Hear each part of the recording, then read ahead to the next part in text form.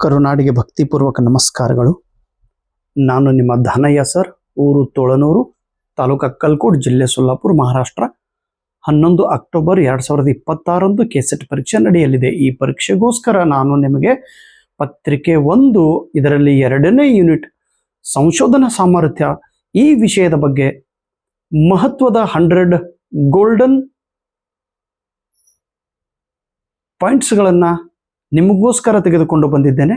ದಯವಿಟ್ಟು ಎಲ್ಲ ಪಾಯಿಂಟ್ಸ್ಗಳು ತಾವು ಓದಿ ಇದನ್ನು ರಿವಿಷನ್ ಮಾಡಿ ಪರೀಕ್ಷೆಗೆ ಹೋಗಬೇಕು.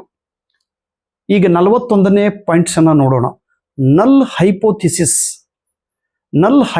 ನಲ್ ಎಂದರೆ ಶೂನ್ಯ, ಹೈಪೋಥಿಸಿಸ್ ಎಂದರೆ ಪರಿಕಲ್ಪನೆ.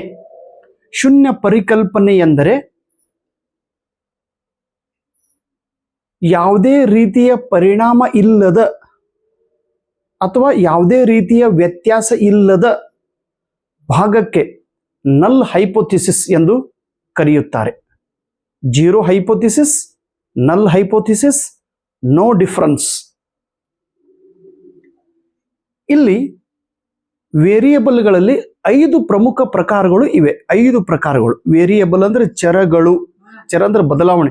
ಈಗ ನಾವು ಸಂಶೋಧನೆ ಮಾಡುವಾಗ ಕೆಲವೊಂದು ಸ್ಯಾಂಪಲ್ ಅನ್ನು ನಾವು ಆಯ್ಕೆ ಮಾಡ್ತೀವಿ. ಓಕೆ, ಈಗ ನಿಮ್ಗೆ ಟು ದಿ ಪಾಯಿಂಟ್ ಹೇಳೋಣ ಅಂತ, ಎಕ್ಸ್ಪ್ಲನೇಷನ್ ಮಾಡುವ ಅವಶ್ಯಕತೆ ಇಲ್ಲ. ಚರಗಳಲ್ಲಿ, ವೇರಿಯೇಬಲ್ಗಳಲ್ಲಿ 5 ಪ್ರಕಾರಗಳಿವೆ. 5 ಪ್ರಕಾರದ ಹೆಸರು ನೆನಪನ್ನ ಇಡ್ರಿ. ಒಂದು independent variable, dependent variable,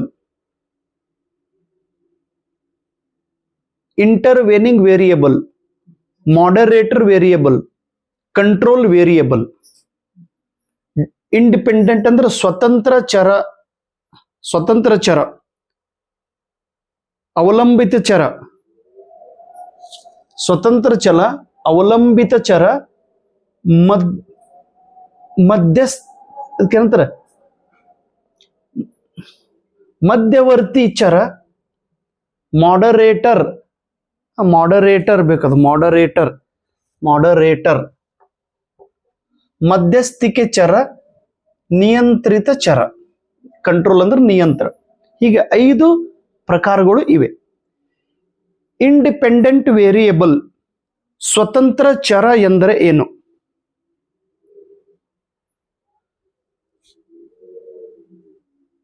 it means it does not change its value. ಇದು ಇದರ ಮೌಲ್ಯ ಬದಲಾಯಿಸುವುದಿಲ್ಲ. ಯಾವುದು? Independent variable. ಇದು ತನ್ನ ಗುಣಧರ್ಮ ಬದಲಾಯಿಸುವುದಿಲ್ಲ, ಇದು ಸ್ಥಿರವಾಗಿ ಇರುತ್ತದೆ. It deliberately manipulate, control or observe to test its effect on another variable.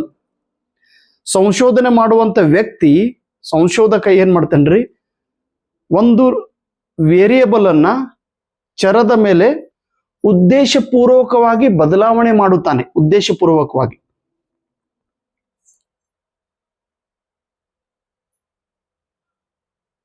ಪ್ರಯೋಗ ಮಾಡುವಾಗ ಸಂಶೋಧಕ ಏನ್ ಮಾಡ್ತಾನೆ, ಅದರ ಮೇಲೆ ಉದ್ದೇಶಪೂರ್ವಕವಾಗಿ ವೇರಿಯೇಬಲ್ ಅನ್ನ ಬದಲಾಯಿಸುತ್ತಾನೆ, ಅದರ ಮೇಲೆ ಕಂಟ್ರೋಲ್ ಹೇರುತ್ತಾನೆ, ಅದನ್ನು ನೋಡುತ್ತಾನೆ. ವೇರಿಯೇಬಲ್ ಅನ್ನ ಬದಲಾವಣೆ ಮಾಡುವ ವ್ಯಕ್ತಿ.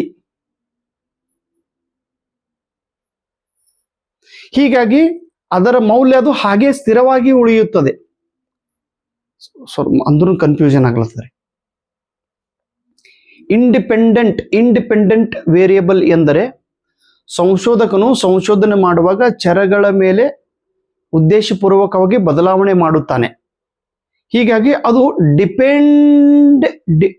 ಡಿಪೆಂಡೆಂಟ್ ವೇರಿಯೇಬಲ್ ಮೇಲೆ ಪರಿಣಾಮ ಉಂಟು ಮಾಡುತ್ತದೆ. ಯಾವುದು? ಇಂಡಿಪೆಂಡೆಂಟ್. ಇನ್ನು ಡಿಪೆಂಡೆಂಟ್ ಅಂದ್ರೇನು? ಇದು ಅವಲಂಬಿತ ಚರ. ಅವಲಂಬಿತ ಚರ. It depends on another factor. ಇದು ಇನ್ನೊಂದು ಘಟನೆಯ ಮೇಲೆ ಇದು ಅವಲಂಬಿಸಿರುತ್ತದೆ. ಸ್ವತಂತ್ರ ಚಲ ಬದಲಾವಣೆ ಆದರೆ ಅವಲಂಬಿತ ಚರ ಬದಲಾವಣೆ ಆಗುತ್ತದೆ. ಇದು ಚೇಂಜ್ ಮಾಡಿದ್ರೆ ಅದು ಆಟೋಮೆಟಿಕ್ ಆಗಿ ಚೇಂಜ್ ಆಗ್ತದೆ.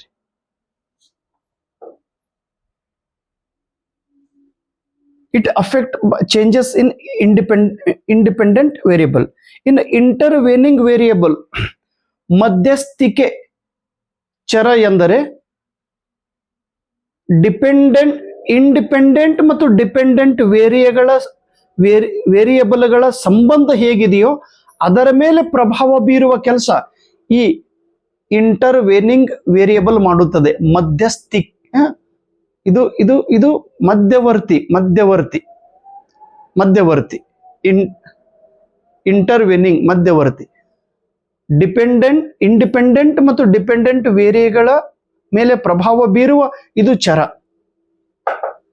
ಇನ್ನ ಇದು ನೋಡ್ರಿ, ಮಾಡರೇಟರ್ ವೇರಿಯೇಬಲ್, ಮಧ್ಯಸ್ಥಿಕೆ ಚರ. ಇಂಡಿಪೆಂಡೆಂಟ್ ವೇರಿಯೇಬಲ್ ಮತ್ತು ಡಿಪೆಂಡೆಂಟ್ ವೇರಿಯೇಬಲ್, ಸ್ವತಂತ್ರ ಚರ, ಅವಲಂಬಿತ ಚರ, ಇವುಗಳ ದಿಕ್ಕು ಬದಲಾಯಿಸುವ ಒಂದು ಚರಕ್ಕೆ, ವೇರಿಯೇಬಲ್ಗೆ ನಾವು ಮಾಡರೇಟರ್ ವೇರಿಯೇಬಲ್ ಎಂದು ಕರೆಯುತ್ತೇವೆ. ರಿಸರ್ಚ್ ಮಾಡುವಂತ ವ್ಯಕ್ತಿ ನಡ್ಬರ್ಕ್ ಬಂದು ಇವುಗಳ ದಿಕ್ಕನ್ನು ಬದಲಾಯಿಸುತ್ತಾನೆ. ಕಂಟ್ರೋಲ್ ವೇರಿಯೇಬಲ್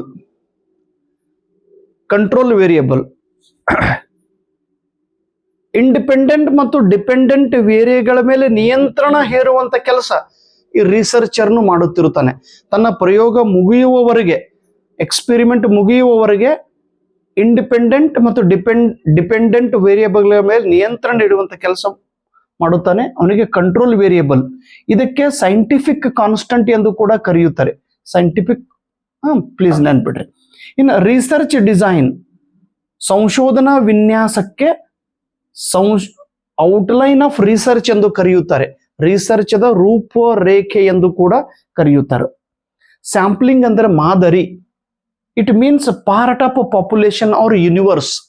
ಜನಸಂಖ್ಯೆ ಅಥವಾ ಈ ಸೃಷ್ಟಿಯ ಒಂದು ಭಾಗಕ್ಕೆ, ಯೂನಿವರ್ಸ್ ಅಂದ್ರೆ ಸೃಷ್ಟಿಯ ಒಂದು ಭಾಗಕ್ಕೆ, ಜನಸಂಖ್ಯೆಯ ಒಂದು ಭಾಗಕ್ಕೆ ಸ್ಯಾಂಪ್ಲಿಂಗ್ ಎಂದು ಕರೆಯುತ್ತಾರೆ. ಸ್ಯಾಂಪ್ಲಿಂಗ್. ಇನ್ನು ಪಾಪ್ಯುಲೇಷನ್ ಎಂದರೆ ಏನು? Area, group, person or things in research. Population ಅಂದ್ರೆ ಜನಸಂಖ್ಯೆ. ಸಂಶೋಧನೆ ಮಾಡುವ ಸಲುವಾಗಿ ಒಬ್ಬ ವ್ಯಕ್ತಿ, ಒಂದು ಘಟನೆ, ಒಂದು ಭಾಗ, ಒಂದು ಗುಂಪನ್ನ ನಾವು ಪಾಪ್ಯುಲೇಷನ್ ಎಂದು ಕರೆಯುತ್ತೇವೆ. ವ್ಯವಸ್ಥಿತವಾಗಿ ಇಷ್ಟೇ ಪಾಯಿಂಟ್ ಅನ್ನು ತಾವು ನೆನಪಿನಲ್ಲಿ ಇಟ್ಟುಕೊಳ್ಳಬೇಕು. ಧನ್ಯವಾದ.